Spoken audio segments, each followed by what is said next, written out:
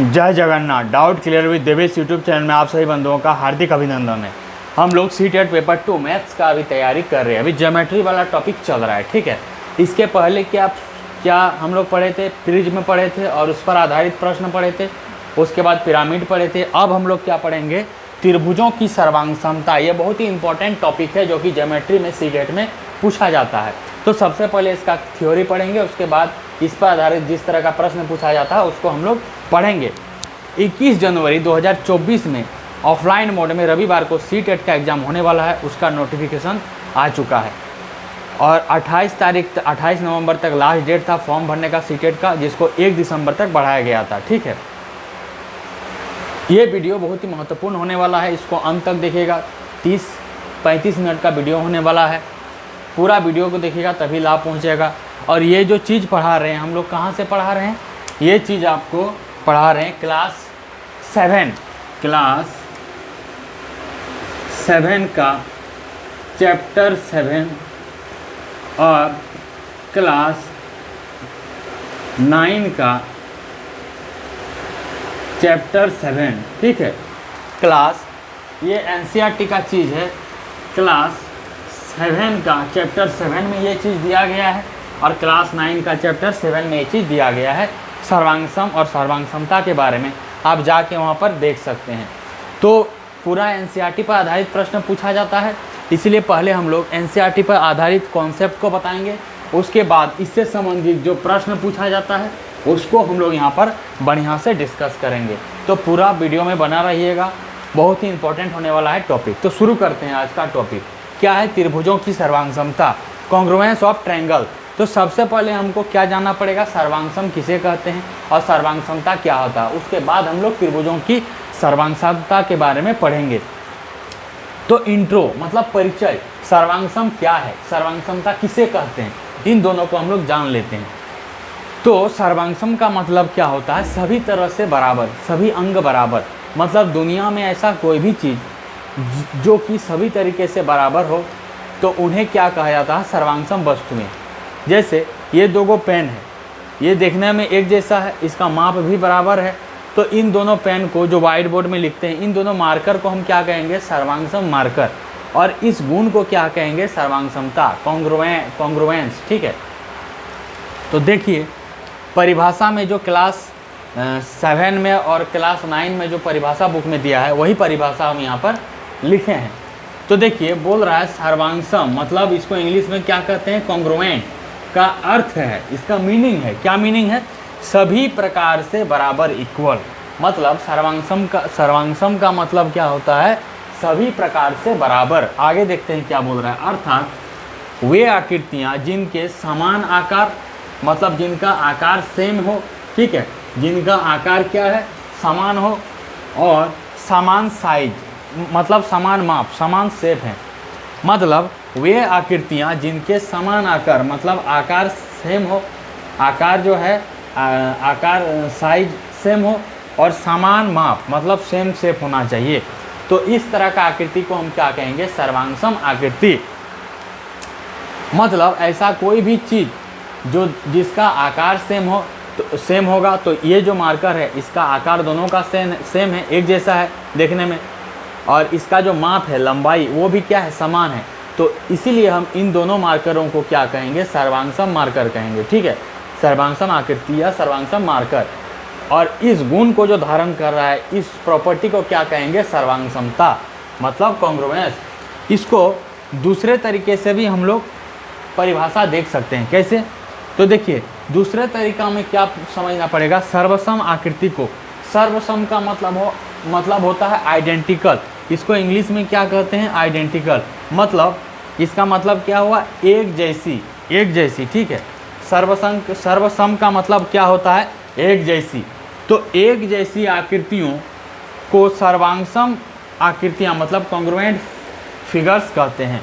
मतलब एक जैसी आकृति, तो परिभाषा वही है, खाली लिखने का स्टाइल अलग है। तो एक जैसी आकृति है, देखने में समान है, एक जैसी आकृति हो गया, वही चीज़ लिखें। एक जैसी आकृतियों को सर्वांगसम आकृतियाँ कॉन्ग्रुएंट फिगर्स कहते हैं और इस गुण को सर्वांगसमता कॉन्ग्रुएंस कहा जाता है।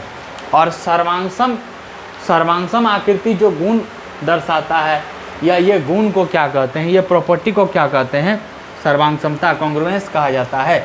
तो यहाँ पर सर्वांगसमता को समझने के लिए पहले सर्वांगसम समझ लिए क्यों, और उसके बाद हम सर्वांगसमता समझ लिए।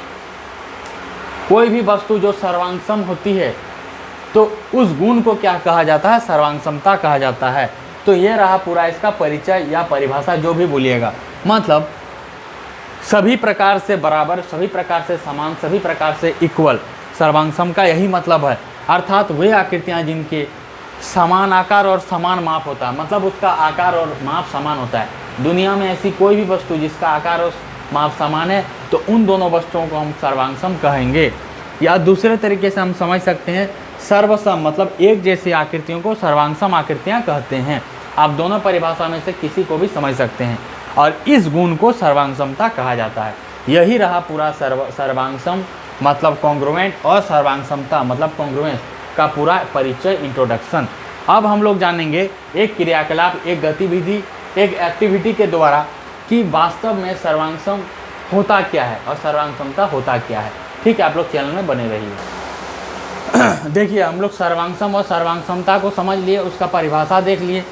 अब हम लोग क्या देखेंगे, सर्वांगसम को समझने के लिए हम क्या करेंगे, एक क्रियाकलाप करेंगे। क्या करेंगे, सर्वांगसम को समझने के लिए एक हम लोग क्रियाकलाप करेंगे, मैंने एक्टिविटी करेंगे, ताकि आप सर्वांगसमता को बढ़िया तरीके से समझ सके, इसका जो कॉन्सेप्ट है इसको अच्छी तरीके से समझ सके। तो देखिए क्या करेंगे, स्टेप बाय स्टेप लिखा हुआ है।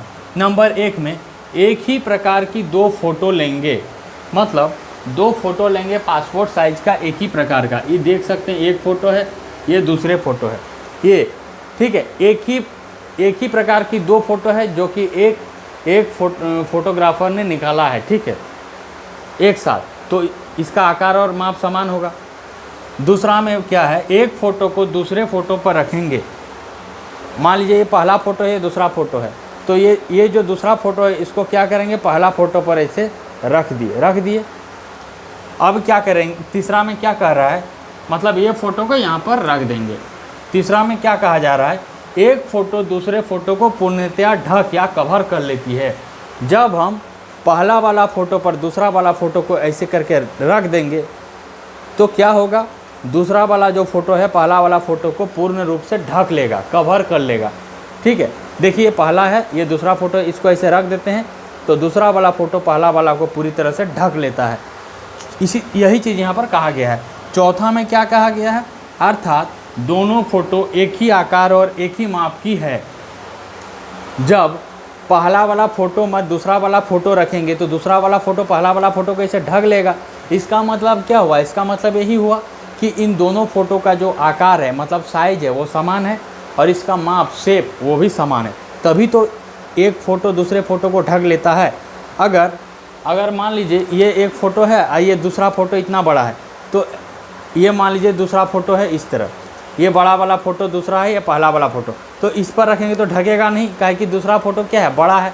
लेकिन यहाँ पर क्या है, एक ही आकार और एक ही माप का दोनों फ़ोटो है, इसीलिए जब हम एक फ़ोटो पर दूसरा फ़ोटो रख देते हैं तो दोनों फ़ोटो, तो दूसरा वाला फ़ोटो पहला वाला फ़ोटो को पूरी तरह से ढक लेता है, कवर कर लेता है। क्यों, क्योंकि इन दोनों ही फ़ोटो का जो आकार है और माप है वो समान है।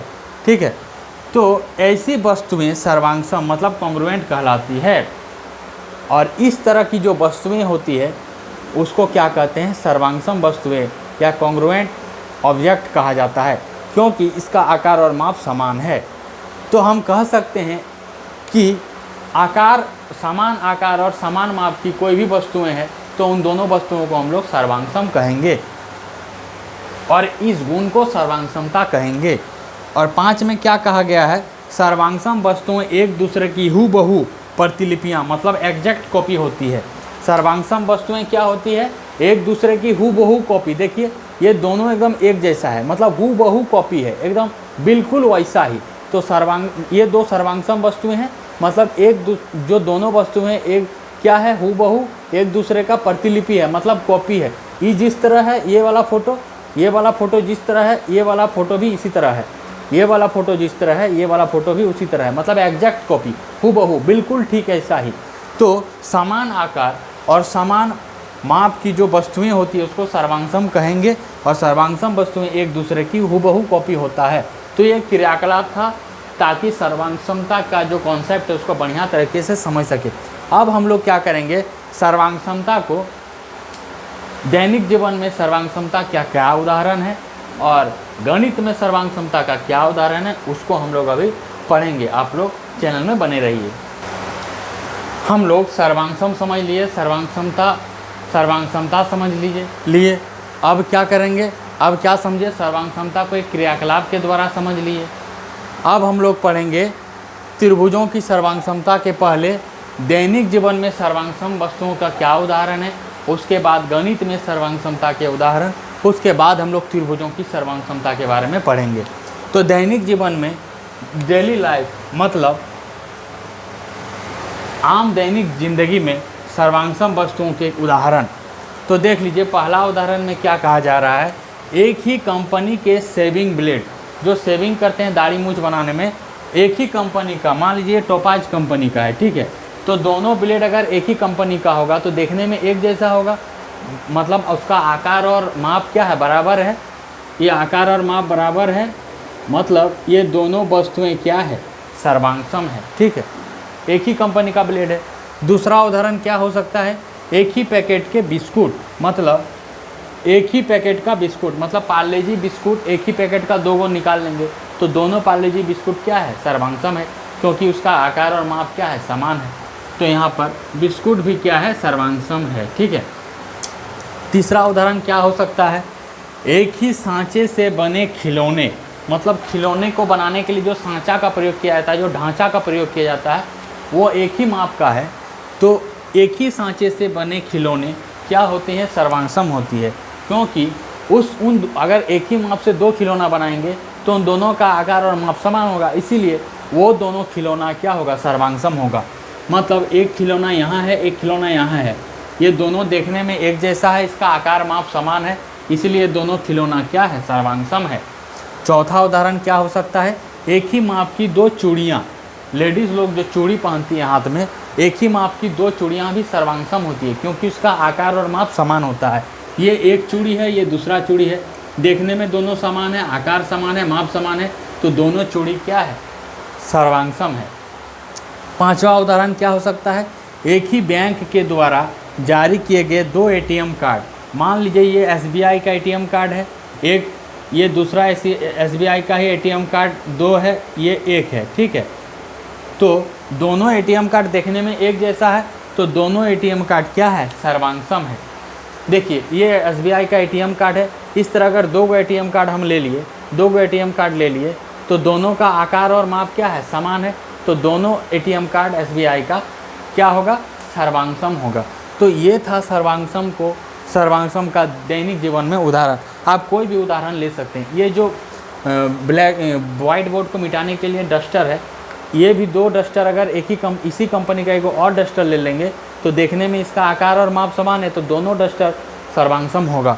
ये जो वाइट बोर्ड का मार्कर है, ये एक ही कंपनी का है, देखने में एक जैसा है, आकार माप समान है, मतलब तो ये दोनों मार्कर क्या है, सर्वांगसम है।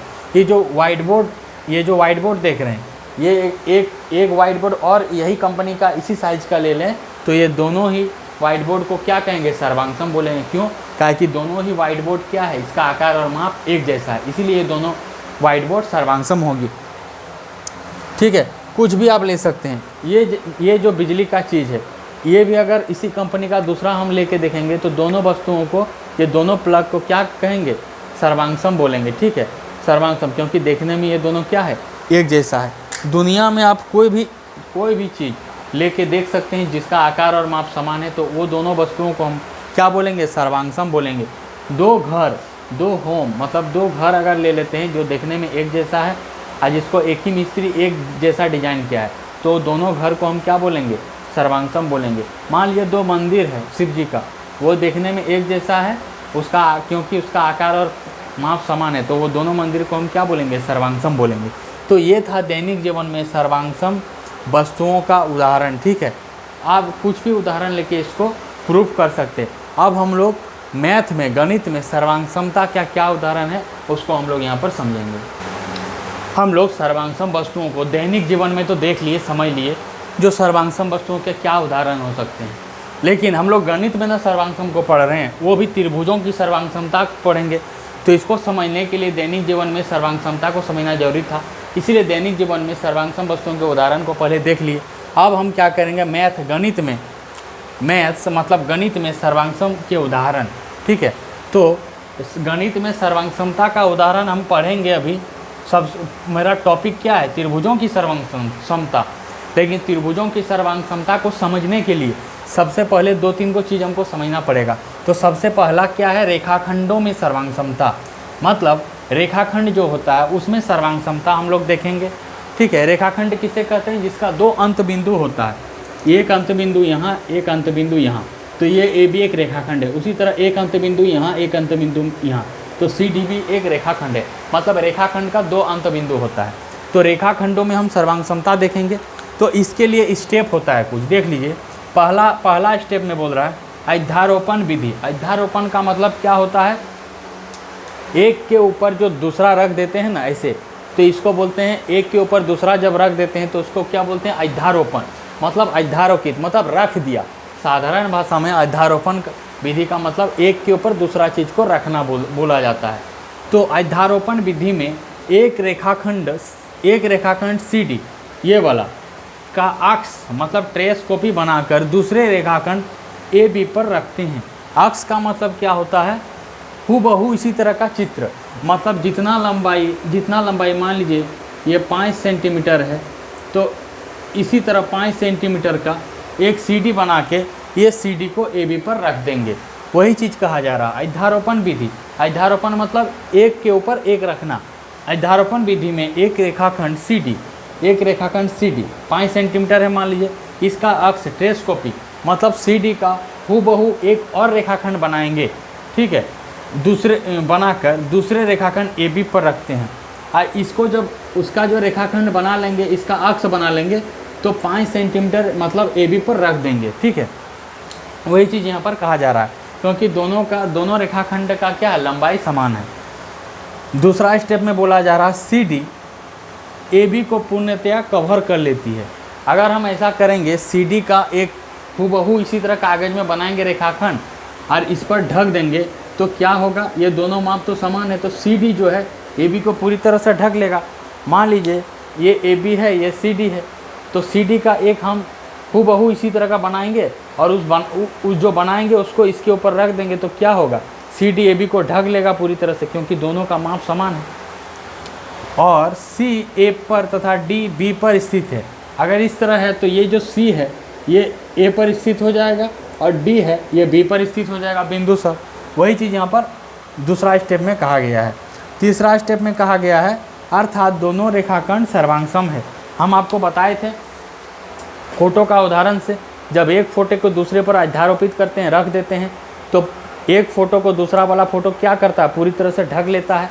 इसका मतलब क्या है, इन दोनों फोटो का आकार और माप समान है, तभी तो एक फोटो दूसरे को ढक लेता है, मतलब ये दोनों फोटो को हम सर्वांगसम कहेंगे। उसी तरह से ये सी डी का एक अक्ष बनाकर, मतलब ट्रेस कॉपी, मतलब हूबहू एक रेखाखंड बनाकर ए बी रेखाखंड को पर रख देंगे, अध्यारोपित कर लेंगे, उस पर ऊपर रख देंगे, तो क्या होगा, सी डी ए बी को पूरी तरह से ढक लेगा। इसका मतलब सी ए पर आ जाएगा और डी बी पर आ जाएगा, ठीक, स्थित हो जाएगा। मतलब क्या है, ये दोनों रेखाखंड सर्वांगसम है। सर्वांगसम है क्योंकि दोनों का आकार और माप समान है, तभी तो एक दूसरे पर रखा गया। अभी फोटो का उदाहरण से समझाए, मतलब ये दोनों रेखाखंड को हम क्या बोलेंगे, सर्वांगसम कह सकते हैं। आज सर्वांगसमता को दिखाने के लिए सर्वांगसम तो ऐसे भाषा हुआ, एक लैंग्वेज हुआ। इसका संकेत क्या होता है, इसका संकेत ऐसे होता है, ऐसे इसका संकेत होता है। 2 लाइन खींच के ऊपर उसके ऊपर इंग्लिश का अक्षर का एस लिखते हैं, तो अर्थात दोनों रेखाखंड मतलब ए बी और सी डी सर्वांगसम है। अगर सर्वांगसम है तो हम लोग इसको इस तरह लिख सकते हैं, ए बी सर्वांगसम सी डी, ये सर्वांगसमता का साइन है। ये वाला दो गो लाइन दे के एगो इस तरह बना देते हैं, तो ए बी सर्वांगसम सी डी, ठीक है। भाषा में क्या कहेंगे, रेखाखंड ए बी और सी डी सर्वांगसम है। इसको संकेत में कैसे लिखेंगे, ए बी, इस तरह सर्वांगसम का साइन मतलब संकेत, और सी डी। तो ये रहा एक रेखाखंड जब सर्वांगसम होता है तब उसका उदाहरण है। लेकिन दूसरा रेखाखंड देख लीजिए, ये चित्र 1 में देखिए, दूसरा रेखाखंड चित्र 2 में देख लेते हैं। एक रेखाखंड पी क्यू है, मान लीजिए 8 सेंटीमीटर है, और दूसरा रेखाखंड आर एस है, मान लीजिए 5 सेंटीमीटर है। तो 5 सेंटीमीटर का एक फ़ोटोकॉपी बना लेंगे, और फिर उसको जब इस पर रखेंगे तो क्या इसको पूरी तरह से ये वाला रेखाखंड ढकेगा? नहीं ढकेगा। क्यों नहीं ढकेगा? क्योंकि ये वाला बड़ा है, ये वाला छोटा है। जब दोनों अगर एक समान माप का होगा तब वो ढकेगा, लेकिन बड़ा छोटा होगा तो ढकेगा नहीं। मतलब ये दोनों ये जो रेखाखंड है इसको हम सर्वांगसम नहीं कहेंगे। तो इसको हम लोग लिखेंगे सांकेतिक भाषा में कैसे लिख सकते हैं? सांकेतिक भाषा में कैसे लिख सकते हैं? पी क्यू आर एस सर्वांगसम नहीं है, तो सर्वांगसमता का ऐसे चिन्ह दे देंगे और ऐसे काट देंगे। मतलब ये दोनों सर्वांगसम नहीं है और ये दोनों सर्वांगसम है। मतलब हम यहाँ लिख सकते हैं ए बी सर्वांगसम सी डी। यहाँ पर सर्वांगसम है, यहाँ पर सर्वांगसम नहीं है। तो ये रहा इसका पूरा कॉन्सेप्ट कि एक गणित में सर्वांगसमता का उदाहरण हम लोग देख रहे थे, उसमें हम लोग समझे रेखाखंडों में सर्वांगसमता। ठीक है, आप लोग चैनल में बने रहिए। देखिए हम लोग गणित में सर्वांगसमता का उदाहरण देख रहे थे, तो सबसे पहले हम क्या देखें? रेखाखंडों में सर्वांगसमता। ठीक है, अब हम लोग क्या देखेंगे? दूसरा में कोणों की सर्वांगसमता, मतलब एंगल्स, कोणों की सर्वांगसमता, मतलब कॉन्ग्रुएंस ऑफ एंगल्स, मतलब कोण कैसे सर्वांगसम होगा, कोण में कैसे सर्वांगसमता हम समझेंगे। तो देखिए ये 4 स्थिति हम यहाँ पर लिख लिए।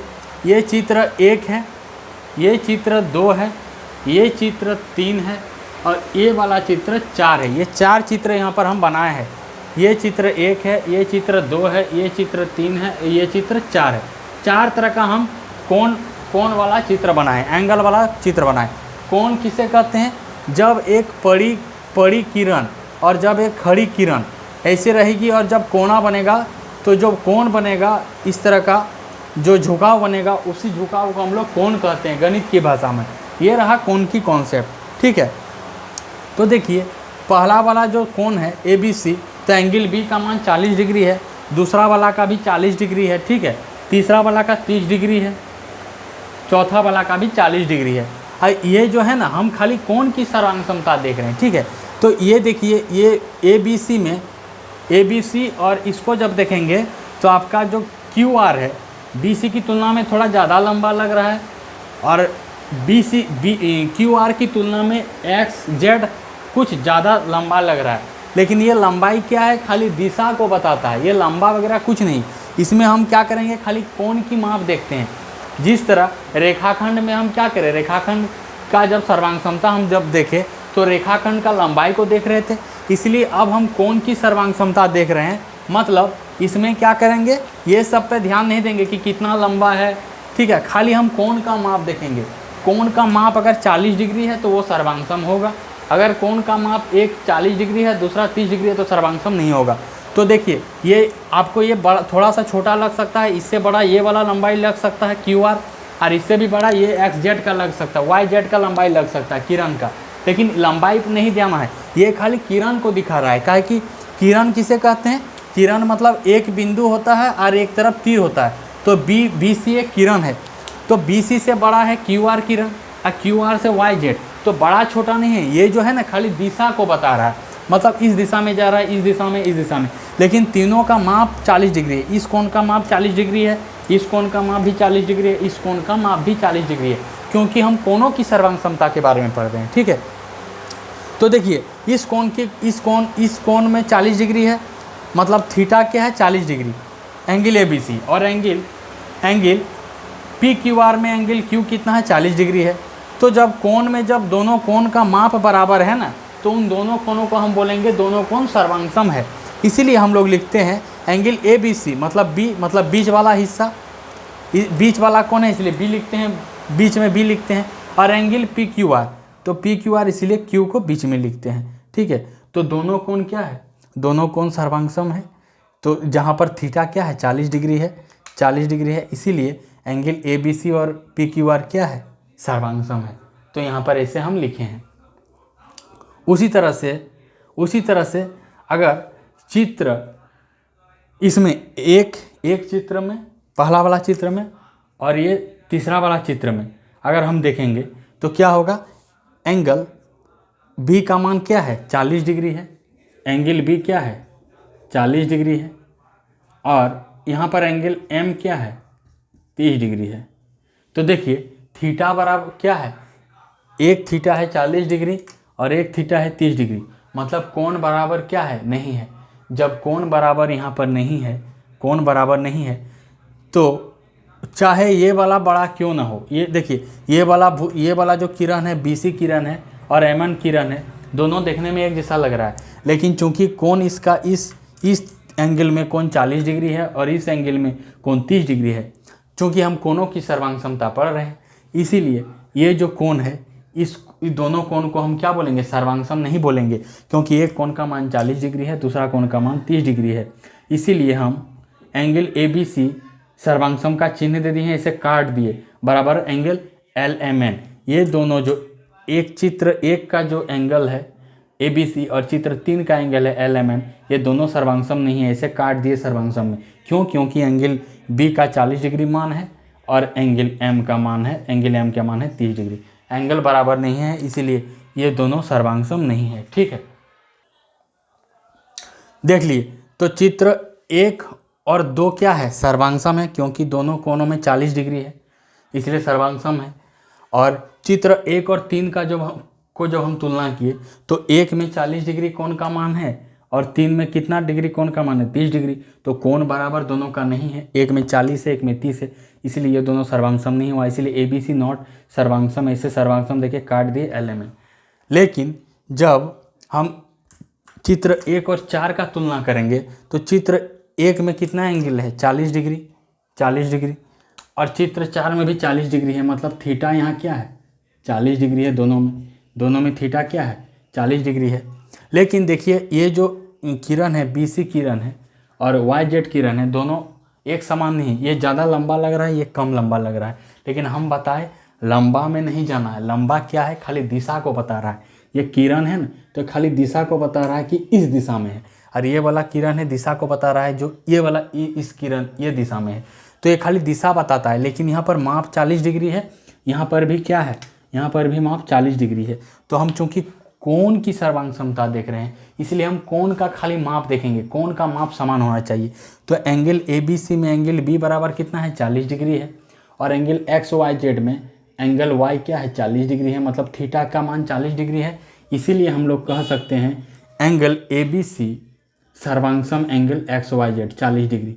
तो यहाँ पर हम लोग इस चीज़ को ऐसे लिखे हैं। ठीक है, आप इस चीज़ को ध्यान से यहाँ पर समझ सकते हैं। तो ये रहा पूरा, जब कोण की सर्वांग समता बोलेगा तो ये रहा पूरा कोण की सर्वांग समता का कॉन्सेप्ट। कोण की सर्वांग समता में खाली हम कोण का माप देखेंगे, कोण का माप अगर समान रहा तो उसे हम कहेंगे ये दोनों कोण सर्वांग सम है। ये दोनों कोण, इसका भी माप 40 है, इसका भी माप 40 है, इसीलिए ABC सर्वांग सम PQR लिखे हैं। अगर 1 को और 3 को मिला रहे हैं तो एंगल B क्या है, यहाँ पर 40 है, एंगल M क्या है, 30 है, मतलब कोण बराबर नहीं है, इसीलिए हम ABC और एंगल LMN नॉट सर्वांग सम लिखे हैं। ठीक है, क्योंकि एंगल समान नहीं है। फिर 1 और 4 में एक एंगल, चित्र 1 में एंगल B क्या है, 40 है, और चित्र 4 में एंगल Y क्या है, 40 है, एंगल Y क्या है, 40 है, तो थीटा क्या है, 40 है, इसीलिए एंगल ABC सर्वांग सम एंगल XYZ लिखें, क्योंकि थीटा का मान कोण जो है वो 40 डिग्री समान है। तो कोण की सर्वांग समता में हम लोग खाली कोण का माप देखते हैं, ना कि ये सब लंबाई देखते हैं। ये सब लंबाई नहीं, ये सब खाली दिशा को बताता है। ठीक है, तो कोण की सर्वांग समता में हम लोग खाली कोण की माप को देखते हैं। अगर कोण का माप 2 कोण में समान है तो उन दोनों कोणों को हम कहेंगे सर्वांग सम है। अगर 2 कोण में कोण की माप समान, एक अगर 40 है, एक 60 है, तो बोलेंगे ये दोनों कोण सर्वांग सम नहीं है।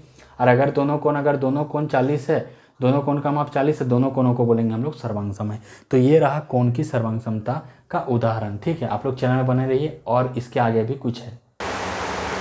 यहाँ हम कोण की सर्वांग समता के बारे में देखें, इस पर आधारित कुछ, कोण की सर्वांग समता पर आधारित कुछ तथ्य होता है, फैक्ट होता है, मतलब उसको नोट करके यहाँ पर बताते हैं। इससे संबंधित कुछ एक नियम होता है। क्या नियम होता है?